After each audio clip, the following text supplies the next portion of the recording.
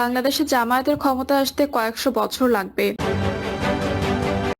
যশোরে মাহফিলে আজহারী, আল্লাহ মানবজাতিকে সম্মান দিয়ে সৃষ্টি করেছেন। এবং সর্বশেষ জানাবো 2 মিনিটের গাড়ছড়ায় ফাটল, প্রবল বাকযুদ্ধ।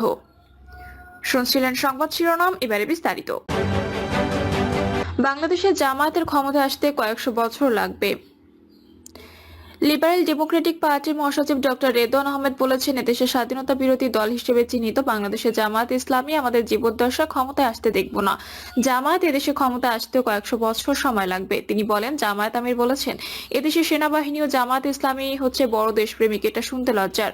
বিএনপি প্রতিষ্ঠাতা শহীদ প্রেসিডেন্ট জিয়াউর রহমান খিতাবপ্রাপ্ত বীর মুক্তিযোদ্ধা। বিএনপিতে শত শত নেতা আছেন, তারা সম্মুখ যুদ্ধে অংশগ্রহণ করেছেন। আমিও জীবনবাজি রেখে সম্মুখ যুদ্ধে অংশ নিয়েছি। আর যারা আমাদের শরীর থেকে রক্ত নিয়েছে, আজ তারাই নিজেদের বড় দেশপ্রেমিক দাবি করে।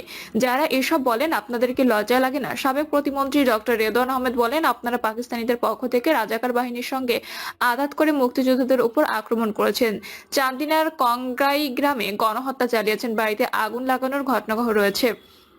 এসব ঘটনার পরও কি নিজেদের বড় দেশপ্রেমিক দাবি করবেন? তিনি জামায়াত ইসলামের প্রতি হুঁশিয়ারি করে বলেন, আপনারা মুখের সামনে কথা বলবেন, আপনারা ঘাটাঘাটি করতে যাবেন না। ঘাটতে গেলে দুর্গন্ধ ছড়াবে। মহান মুক্তিযুদ্ধে আপনারা স্বাধীনতার বিপক্ষে অবস্থান নিয়ে মুক্তিযোদ্ধাদের বিরোধিতা করেছেন। শেখ মুজিবুর রহমান জামায়াত ইসলামীকে দল হিসেবে স্বীকৃতি দেয়নি। যখন এদেশে বহুদলীয় গণতন্ত্রের প্রবর্তন হয়, তখন শহীদ প্রেসিডেন্ট জিয়াউর রহমান আপনাদের দল করার সুযোগ দিয়েছেন। ডক্টর রেদওয়ান আহমেদ বলেন, আপনারা দল গোছাচ্ছেন, ভালো কথা, কিন্তু দেশের স্বাধীনতা ও নিজেদের দেশপ্রেমিক দাবি করে কোনো বিভ্রান্তি সৃষ্টি করবেন না। 20 দলীয় জোটের সঙ্গে প্রতিদ্বন্দ্বিতা করতে হলে বড় কোনো রাজনৈতিক দলের সঙ্গে জোটভুক্ত হয়ে হয়তো প্রতিদ্বন্দ্বিতা করা সম্ভব হবে। একা একা রাজনীতি করে জেতা মোটেও সম্ভব না। যশোরে মাহফিলে আজহারী, আল্লাহ মানবজাতিকে সম্মান দিয়ে সৃষ্টি করেছেন।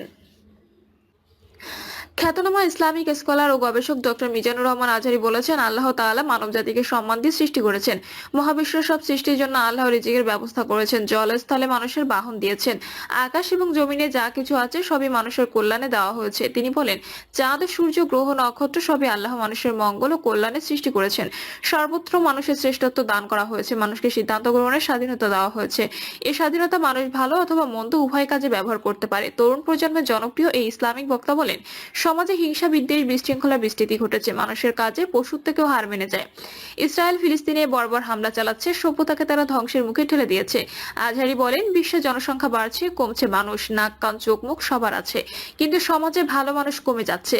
আল কোরআনের আলোকে জীবন গঠন করে উন্নত সুন্দর মানুষ হতে হবে। তিনি বলেন, মানুষ মৃত্যু ছাড়া সবকিছু জয় করতে পারে, মানুষ হারে না। মানব সম্পদের উন্নয়ন ছাড়া কোনো দেশকে উন্নত করা সম্ভব না। জনপ্রিয় এই বক্তা বলেন, উগ্রবাদ কিংবা জঙ্গিবাদ নয়, ইসলামের শ্রেষ্ঠত্বের বাণী তুলে ধরতে হবে বুদ্ধিবৃত্তিক ভাবে, উত্তম পন্থায়। প্রযুক্তি ও বিজ্ঞানের সদ্ব্যবহার করে মানুষকে ইসলামের পথে আনতে হবে। ধাপে ধাপে সংসদকেও ইসলামের আলোয় আলোকিত করতে হবে। একমাত্র ইসলামকে অনুসরণ করে শান্তি ও কল্যাণ নিশ্চিত করা যাবে। অন্য কোনো পন্থা শুধু অশান্তি বয়ে আনবে।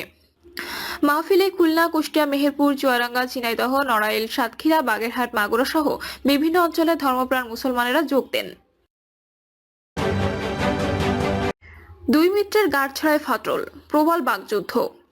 কঠিন চড়াই উচ্চয়ের পথ বেয়ে অটুট রাজনৈতিক ঐক্য, এজন্য কিছু দামও দিতে হয়েছে বিভিন্ন সময়, তবুও ভাঙেনি জোড়া। রাজনৈতিক স্বার্থে এখন দুই দলের পথ দুই দিকে গেছে বেঁকে। প্রায় 3 দশকের রাজনৈতিক মিত্রকে এখন পরস্পর মুখোমুখি দাঁড়িয়ে বাকযুদ্ধ, অতীত নিয়ে তির্যক মন্তব্য, সমসাময়িক আচরণ নিয়ে প্রশ্ন সমালোচনা এখন দুই দলের নিত্যসঙ্গী। প্রশ্ন উঠেছে, তাহলে কি রাজনৈতিক মিত্র বলে কোনো কথা নেই? রাজনীতিতে নিজেদের স্বার্থে সবচেয়ে বড় কথা। আর তা না হলে এক সুরে গাথা দুই দল বিএনপি জামায়াত কেন এখন উল্টো সুরে গাইবে? এক অন্তর দুই দেহ, দল দুটি ঐক্যের শপথ ভুলে অনেকটাই মুখোমুখি। জামায়াত চাচ্ছে সব সংস্কার শেষে আগামী ত্রয়োদশ জাতীয় সংসদ, আর বিএনপি চাচ্ছে প্রয়োজনীয় সংস্কার শেষে দ্রুত নির্বাচন। এদিকে জামায়াত এককভাবে 300 আসনের প্রার্থিতার ঘোষণা দিয়েছে। কয়েকটি ইসলামী দল নিয়ে নির্বাচনী মোর্চা গঠনের প্রয়াস চালাচ্ছে। অন্যদিকে বিএনপিও নির্বাচন সামনে রেখে মিত্র দলগুলোর সঙ্গে সংলাপ করে যাচ্ছে। তবে এখানে বিএনপির সঙ্গে নেই জামায়াত। এ নিয়ে 2 মিনিটের টানাপোড়েনের মধ্যে আগুনে ঘি ঢেলেছে বিএনপি সিনিয়র যুগ্ম মহাসচিব রুহুল কবির রিজভীর বক্তব্য। সম্প্রতি রাজধানী শেরেবাংলা নগরে এক অনুষ্ঠানে বিএনপি একসময়ের মিত্র জামায়াত ইসলামের প্রতি ইঙ্গিত করে রিজভী বলেন, 5ই আগস্টের পর একটি রাজনৈতিক দলের আত্মসাৎ দেখেছে জনগণ। কারা পায়ে রক কাটে তাদের জনগণ চেনে। আমি সেই রাজনৈতিক দলটিকে বলতে চাই না। খুব নীরবে আপনারা সব অপকর্মের সঙ্গে জড়িত। শেখ হাসিনাকে ব্যাংক আত্মসাতের পর 5ই আগস্টের পর আপনাদের আত্মসাতের ঘটনা জনগণ দেখেছে। 71-এ মুক্তিযুদ্ধের বিরোধিতাকারী জামায়াত ঘোলা পানিতে মাছ শিকারের চেষ্টা করেছে এমন মন্তব্য করে রিজভী আরো বলেন, আপনাদের 71-এর ভূমিকা কি তা জনগণ জানে। আপনারা বাংলাদেশের বিরুদ্ধে অবস্থান নিয়েছিলেন। রুহুল কবির রিজভীর বক্তব্যকে সমর্থন করছেন দলটির স্থায়ী কমিটির সদস্য ইকবাল হাসান মাহমুদ টুকু। বিএনপির প্রতি ইঙ্গিত করে তিনি বলেন, জামায়াত যে ধরনের কথা বলে আসছে তাতে নেতাকর্মীদের মধ্যে প্রতিক্রিয়া দেখা দেওয়াটা স্বাভাবিক। এদিকে রুহুল কবির রিজভী কঠোর সমালোচনা করার প্রতিবাদ জানিয়ে জামায়াত সব মিলিয়ে দল দুটির দূরত্ব এখন দৃশ্যমান। তবে জামায়াত নেতারা এও বলেছেন, মাঠে অনেক রাজনৈতিক কথা হয়, সব দলই সংস্কার চায়। তারা সংস্কারের জন্য কোনো সময় বেঁধে দিতে চান না। তাদের পারস্পরিক সম্পর্কে চূড়ান্ত পর্যায়ে কোনো ঘাটতি হয়েছে বলে মনে করেন না দলটির নেতারা। দলটির সহকারী সেক্রেটারি জেনারেল রফিকুল ইসলাম খান এক বিবৃতিতে বলেছেন, রিজভির বক্তব্য বিভ্রান্তিকর, ভিত্তিহীন এবং রাজনৈতিক উদ্দেশ্য প্রণোদিত। জামায়াতের রাজনীতি ভারতের আধিপত্য ফ্যাসিবাদের বিরুদ্ধে এই ভূমিকা জাতি নিয়েছে। এই কারণে সম্ভবত রিজভির গাত্র দেওয়া হয়েছে। এ ধরনের বিভ্রান্তিকর ও অপবাদের রাজনীতি থেকে বিরত থাকার আহ্বান জানাচ্ছি। রফিকুল ইসলাম বলেন, জামায়াত রক্কাটা ও ঘোলা পানিতে মাছ শিকারের রাজনীতি করতে করেনি। জামায়াত ইসলাম নিয়েও রাজনীতি করে না। 2018 সালে প্রতিষ্ঠিত জোটকে এনইএ ভিন্ন মতের সঙ্গে জোট গড়ে ক্ষমতায় যাওয়ার জন্য যে ঐক্য বিএনপি করেছিল তা কি জাতির সঙ্গে মুনাফিকি নয়? 1999 সালে 4 দলীয় জোট গঠিত হয়। এ জোটের প্রধান দুটো দল ছিল বিএনপি ও জামায়াত ইসলামী। দল দুটি 2001 সালে নির্বাচনে ক্ষমতায় আসে। এরপর আবার বিরোধী দলে যায়। 4 দলীয় জোট থেকে 20 দলীয় জোট হয়। শেখ হাসিনা শাসনের শেষ দিকে দল দুটির মধ্যে দূরত্ব দেখা দেয়।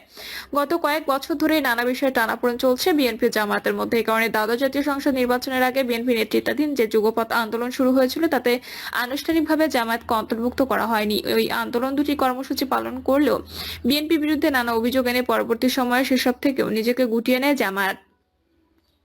পরে কারাগারে মাওলানা দেলোয়ার হোসেন সাইদের মৃত্যুতে বিএনপি শোক প্রকাশ এবং তারেক রহমানের ও তার স্ত্রী জোবাইদা রহমানের সাজা দেওয়ার প্রতিবাদে জামায়াতের বিবৃতির পর দুই দল আবার পরস্পরের কাছাকাছি আসতে শুরু করে। জুলাই ছাত্র জনতা তুমুল আন্দোলনের সময় জাতীয় ঐক্যের আহ্বানে সাড়া দিলে জামায়াতের সঙ্গে সম্পর্ক আরও নিবিড় হয় বিএনপির। কিন্তু ডক্টর মোহাম্মদ ইউনূসের নেতৃত্বে অন্তর্বর্তী সরকারের দায়িত্ব নেওয়ার পর নির্বাচনের রোডম্যাপ ঘোষণা দিয়ে জামায়াত ও বিএনপির মধ্যে মতপার্থক্য তৈরি হয়।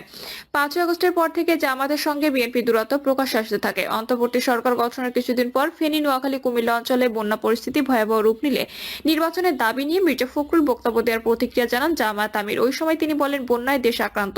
ওই সময় কেউ নির্বাচন জিকির তুললে জাতি তা মানবে না। এর জবাবে দলটির মহাসচিব মির্জা ফখরুল বলেন, যাদের জনসমর্থন নেই তারা এই ধরনের বিভিন্ন চিন্তা ভাবনা করে। আমি কোনো দলের নাম বলছি না। যাদের ভোটে যাওয়ার সামর্থ্য নেই তারাই নির্বাচনের বিরুদ্ধে। তখন থেকে নির্বাচন নিয়ে দুই দলের নেতারা পরস্পর বিরোধী বক্তব্য দিয়ে আসছিলেন। যদিও তারা কেউ দলের নাম উল্লেখ করে কিছু বলেনি, তবে এতদিন নাম না নিয়ে পরস্পরকে দোষারোপ করলেও এখন নাম ধরেই বাহাস চলছে। দেশের বিভিন্ন স্থানে বিএনপি, জামায়াত এবং ছাত্রদল শিবিরের সঙ্গে একাধিকবার রক্তক্ষয়ী সংঘর্ষের ঘটনা ঘটেছে। সামাজিক যোগাযোগ মাধ্যম, সভা সমাবেশের বক্তব্য, বিবৃতি, মন্তব্য ছড়াছড়ি চলছে। জামায়াতের শীর্ষ নেতারা সভা সমাবেশ থেকে